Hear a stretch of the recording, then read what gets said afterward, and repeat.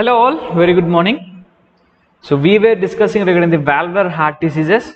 So we have seen all four types of valvular heart diseases. We have seen pulmonary valve disorders, we have seen aortic valve disorder, we have seen mitral valve disorder, and we also have seen the tricuspid valve disorders.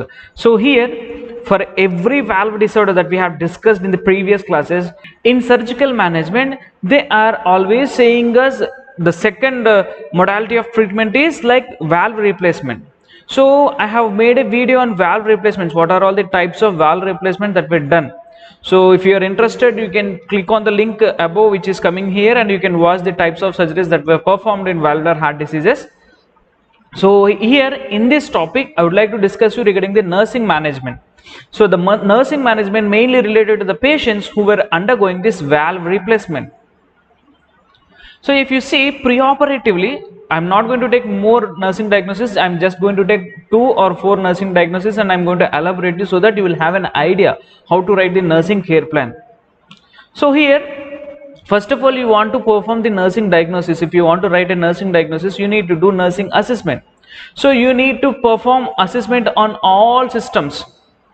So you have to take the baseline data. So you have to see the neurological status of the patient, you have to see the cardiac status of the patient, and you need to see the respiratory status of the patient. You need to check peripheral vascular status of the patient, you need to check the renal function, and you need to check the fluid electrolyte. So in neurological status, what you are checking the level of responsiveness, whether the patient is responding to you or not, whether the reflexes are proper or not, whether the motor and sensory functional are accurate or not. You are checking all these things in the neurological status. Coming to the cardiac status, what you are checking the heart rate, rhythm, heart sounds, hemodynamic parameters. You are checking the chest tube as well as pacemaker status, because the person is here already a valvular heart disease patient. And nextly, we are checking the respiratory status. So whether the movement of the chest is correct or not, whether the breath sounds are coming properly or not, or whether there is any kind of abnormal sounds that you can hear. What are all the ventilator settings? What is the ABG? What is the arterial blood gas analysis? And what is the oxygen saturation in the person? You have to check all these things in nursing assessment. You have to also check the peripheral pulses. What is the color of the thumb, what is the color of the legs, means what are all the colors of the extremities, whether there is any kind of edema that is present or not, what is the temperature of the skin. You have to check all these things. And renal function, we will see the urine output, and we will check the specific gravity of the urine. And in fluid electrolyte, we will check what are all the serum electrolytes, and we will also check the input and output chart. If any kind of drains are present to the patient, we have to take note of those drains also, and we have to check for the signs and symptoms of imbalances. So these are all some of the things that were done in the nursing assessment. So what we will do? We will do history collection and physical examination, so that we will get the data, and we will do baseline physiological and psychological and social information investigation. So what is happening here? Whenever you are taking this baseline data, you can have a complete, not complete, you can have some knowledge regarding the patient. And laboratory investigations such as chest x-ray, ECG, lab test and blood typing, cross matching, and autologous blood donation. So all these things can be performed. And nextly, patient and family. So we will identify what are their learning needs. So whatever the need is there, we will address them, and we will give some knowledge regarding the patient condition and what is the patient is going to be undergone, and what are all the things that can be expected from the patient when he is undergoing the surgery, pre-surgery and post-surgery and during the surgery. So we are going to explain everything to the family. So that is what we do in the nursing assessment. Based on the history collection that we have done during the assessment, we have to formulate the nursing diagnosis. So ultimately, the patient, whoever it is, the patient will have fear before he is going to surgery. So our first diagnosis can be fear related to surgical procedure, its uncertain outcome and threat to well-being, as evidenced by patient verbalization. Okay, here the patient is saying to us he is having some fear related to the surgical procedure. So he will feel tensed. Whenever you are observing, you can observe the patient. So he is worried about the outcome. So he is not sure whether he will be fine after the surgery or not. So you need to focus on those things. So firstly, we are focusing on fear related to surgical procedure, its uncertain outcome and threat to well-being as evidenced by patient verbalization. And nextly, the other diagnosis that you can form is deficient knowledge regarding the surgical procedure and the post-operative course as evidenced by patient verbalization, as evidenced by facial expression, as evidenced by fear and anxiety in the patient. So you can write like this. You have to, the thing is, you have to form three-part statement. So any person who is undergoing the surgery, so pre means before the surgery they will have fear. So you can formulate the diagnosis regarding the fear, and they won't have proper knowledge regarding the surgery. So you can write nursing diagnosis based on the knowledge thing. So these are all the nursing diagnosis that we can perform, that you can write in the patients who are undergoing this valvular replacement. So what are all the nursing interventions that you can perform? For first one here, fear related to surgical procedure. So our goal is to reduce the fear. So you need to encourage patient as well as family to express their fears, so that you can know what are all the fears and you can address them. Means you can teach them, you can give them the proper knowledge. You should encourage the patient to describe any concerns related to surgery, discuss about patient fear, about pain, what is the post-operative pain, and what are all the management methods. So mostly any person who is undergoing surgery will be having some fear that he will experience a lot of pain. So you need to teach them, you need to educate them in that aspect. And teaching, it should be given to the patient about the post-operative exercises and measures that has to be taken place alternative to avoid the anxiety. And if you see the other diagnosis what we have here the patient is having deficit knowledge.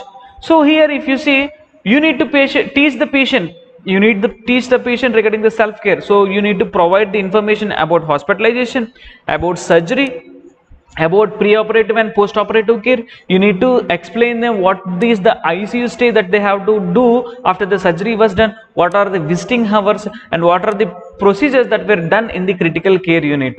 So patient, they should be also informed about the expected duration of stay in hospital, because they need to prepare. They need to prepare amount wise, they need to prepare physically, they need to prepare mentally also. So in order to do all these things, we need to teach the patient regarding this self-care and what is the need for the follow-up, what are type of medication that the patient is going to be taken after the surgery, and what are all the lifestyle changes that need to be done in the patient life. To do all these things mainly to avoid this deficit knowledge regarding the surgery and surgical procedure. So these are the interventions that you can perform for these two diagnoses. Now we'll see. And the other diagnoses which you can form are like impaired gas exchange related to trauma of extensive chest surgery, as evidenced by checking vital signs. So as evidenced by checking the vital signs. So what you need to do, we need to assess what are all the interventions that can be taken place. Means here assess the alteration in the lung function. So what you can assess, whether the patient is having proper oxygen supply or not. So you have to check for hypoxemia, atelectasis, abnormal lung sounds, and work of breathing. So you have to check all these things, and you have to monitor the arterial blood gas. You need to position properly you need to position the patient. Means you have to keep the patient in exact position to maximize the lung expansion. You need to go for oxygen therapy. You need to take deep breathing as well as deep coughing. You should schedule activities mainly to conserve the energy, and you should also use medications mainly to reduce the pain as well as to prevent the tachypnea. So all these are some of the interventions that can be taken place in this diagnosis. Impaired gas exchange related to trauma of extensive chest surgery, as evidenced by checking vital signs, as evidenced by checking patient's present condition. So you can write like this. And the other diagnosis that you can formulate is risk for fluid deficit volume and electrolyte imbalance related to alteration in the circulating blood volume. So here we are having the risk because during the surgery, so there will be lot of alterations, there will be lot of blood loss. So there is always a risk for deficit fluid volume. So what you need to do, you need to carefully assess the input as well as output chart, and you have to check the hemodynamic parameters. So hemodynamic parameters, they will be like input and output charting, and wait, mainly to determine the adequacy of hydration. So to what level the person is hydrated. How to check all these things, because the diagnosis itself is saying risk for fluid deficit volume. So as the patient is undergoing the major part of the surgery, as there is a blood loss involved, you need to go for this type of diagnosis, and you need to also monitor the serum electrolyte levels. And if the patient is showing any kind of signs and symptoms of this electrolyte imbalance, also you have to check. And nextly, if there is any kind of imbalance that you are observing the patient, you need to administer fluids and you need to administer the electrolytes as prescribed by the physician. So these are the some of the interventions that can be taken place for this risk for fluid deficit volume and electrolyte imbalance related to alteration in the blood circulating volume. Nextly, the other diagnosis that you can formulate is acute pain related to chest trauma and pleural irritation by chest tubes. So what is happening here? The patient is experiencing lot of pain. So you can write by visualization pain scale through whenever you are checking.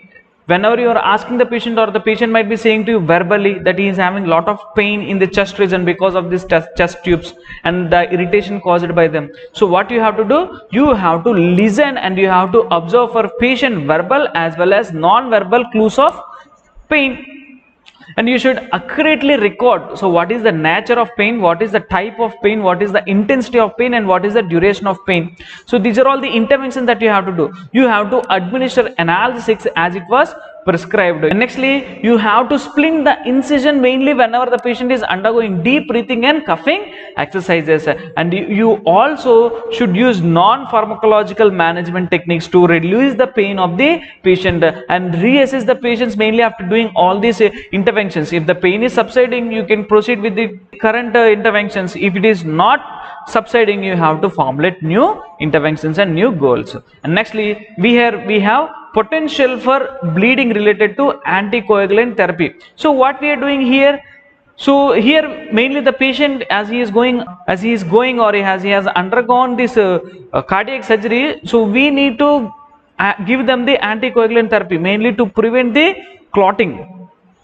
So here, whenever you are giving the anticoagulant therapy, there is also chances of bleeding also. So you need to assess for the signs and symptoms of bleeding. So you need to assess the patient for high risk for bleeding conditions such as liver disease, kidney disease, and severe hypertension. And you need to obtain the coagulation profile. What is the prothrombin time? What is the INR rate? So you need to check all these things in the coagulation profile and institute safety precautions and avoid injury as well as IM injections mainly to prevent the bleeding.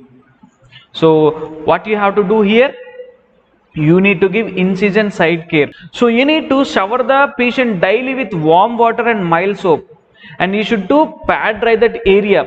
So if the area is wet in condition, there will be chances for becoming infected. So you need to always keep the area in a dry position, and you should not lift any kind of weights more than 10 pounds for 3 months after surgery.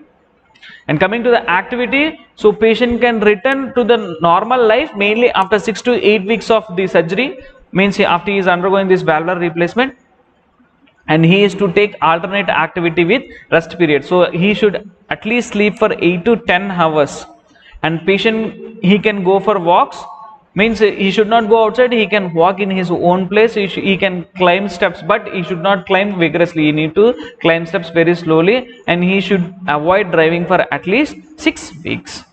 And diet, if you see, you should not take any kind of vitamin rich foods, especially green leafy vegetables, and you should say the importance to the patients regarding the checking of PT as well as INR frequently, because these are the coagulating profiles. So if the PT INR is raising, so here you can go to the hospital and you can just have some intervention so that you will be saved from the complication. And nextly, you should explain the patient regarding the antibiotic prophylaxis, and also you should explain the patient regarding the importance of follow-up visits.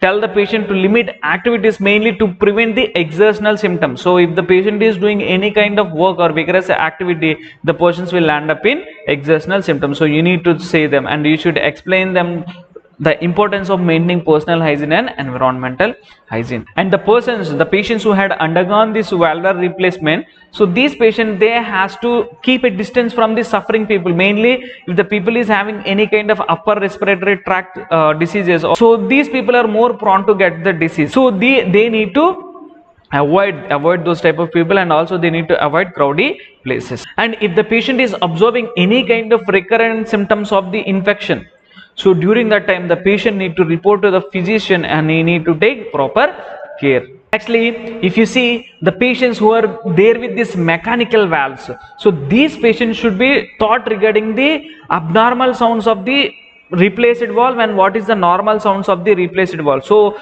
they can hear themselves, they can listen, and if there is any kind of uncertain sounds are present, or if there is absence of sound, or if there is any abnormal sounds are present, they can report immediately to the physician and they can correct the problem. And lastly, we need to see them regarding the home care. So what is this home care means? Here mainly you should explain them regarding the warfarin diet. So as we are giving them the anticoagulants, so diet, it should not contain vitamin rich K foods, mainly the green leafy vegetables. So the adequate level of intake of this vitamin K, if it is for men, it should be like 120 micrograms per day here, and if it is adult women, it should be 90 micrograms. So spinach, Brussels sprouts and parsley and green tea, these should be avoided. And drinks such as cranberry juice, grape juice and green tea, alcohol, so they are mainly increasing the effect of warfarin. So what they will do, they will lead to the bleeding problem. So you need to avoid these types of juices, and you need to avoid the foods such as spinach, Brussels sprouts, parsley and green tea. So this is what the home care. So with this, we are done with the nursing interventions in the patients who were undergoing this valvular replacements. So if you like the content, please like, share and subscribe the channel, and if you have any type of queries, please drop them in the comment box so that I can explain you. Thank you so much. Thanks for watching. Take care.